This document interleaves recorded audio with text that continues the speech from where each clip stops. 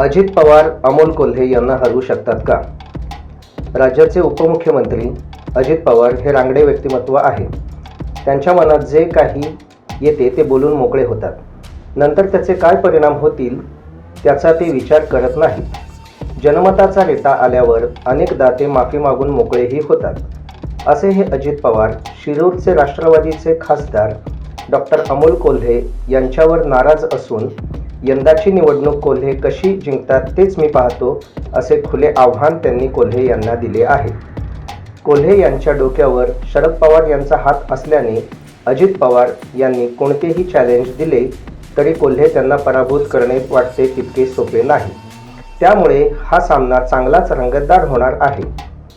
शिरूर हा लोकसभा मतदारसंघ शिवसेनेचे शिवाजीराव आढळराव पाटील यांचा. ते केंद्रात राज्यमंत्री होते. शिरूर हा मतदारसंघ तसा बागायतदार मंडळींचा, ऊस आणि इतर नगदी पिके घेणाऱ्यांचा. सहकार चळवळ या भागात चांगली स्थिरावली आहे. आमदार दिलीप वळसे पाटील हे एकेकाळी या आढळराव पाटील यांचे मित्र. त्यामुळे आढळराव पाटील यांना लोकसभा निवडणूक लढणे फारसे कठीण गेले नाही. पण वळसे पाटील आणि आढळराव पाटील यांचे गेल्या काही वर्षापासून पटेना. दोघेही एकमेकांवर मिळेल त्या व्यासपीठावर टीका करायला लागले आणि 2019 मध्ये आढळराव पाटील यांच्या विरोधात उमेदवार देण्याचे राष्ट्रवादीने ठरवल्यावर आपोआप डॉक्टर अमोल कोल्हे यांचे नाव चर्चेत आहे. दरम्यानच्या काळात छत्रपती संभाजी महाराज यांच्या जीवनावरील मालिका घराघरात पोहोचली. संभाजी महाराज यांची व्यक्तिरेखा अमोल कोल्हे यांनी योग्य पद्धतीने रेखाटल्याने त्यांना या निवडणुकीत फारसा प्रचार करावा लागला नाही. एकीकडे मालिकेतून मिळालेली प्रसिद्धी, दुसरीकडे शरद पवार यांचा वरदहस्त, तिसरीकडे आमदार दिलीप वळसे पाटील यांनी केलेली मदत आणि आढळराव पाटील यांची कमी होत चाललेली लोकप्रियता यामुळे अमोल कोल्हे चांगल्या मतांनी विजयी झाले.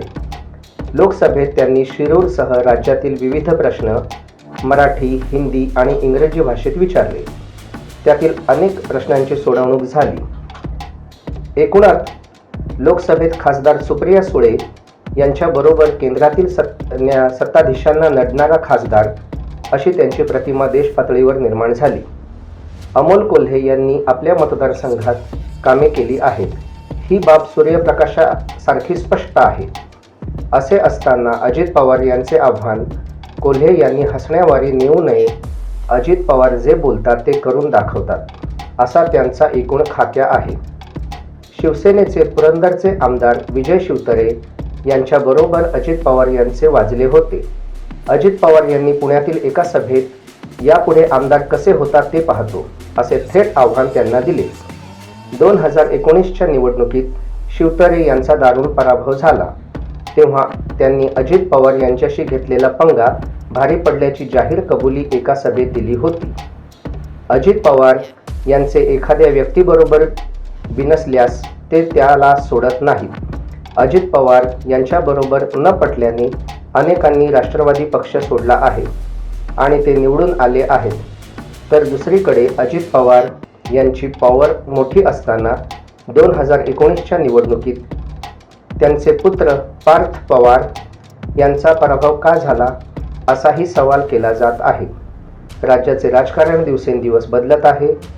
एकेकाळी राष्ट्रवादीत अजित पवार यांच्या शब्दाला मान होता, पण त्यांनी भाजपशी सोयरी केल्याने राष्ट्रवादीमधील एक मोठा गट अजित पवार यांच्यावर नाराज आहे. असे असताना अजित पवार यांनी अमोल कोल्हे यांना दिलेले आव्हान ते पूर्ण करू शकतात का, हे पाहावे लागणार आहे. कसा वाटला आजचा विषय हे कॉमेंट करून आम्हाला नक्की कळवा. नेत्यांच्या खबऱ्या या आमच्या चॅनलला सबस्क्राईब करायला विसरू नका. भेटू उद्या नवा विषय घेऊन. धन्यवाद.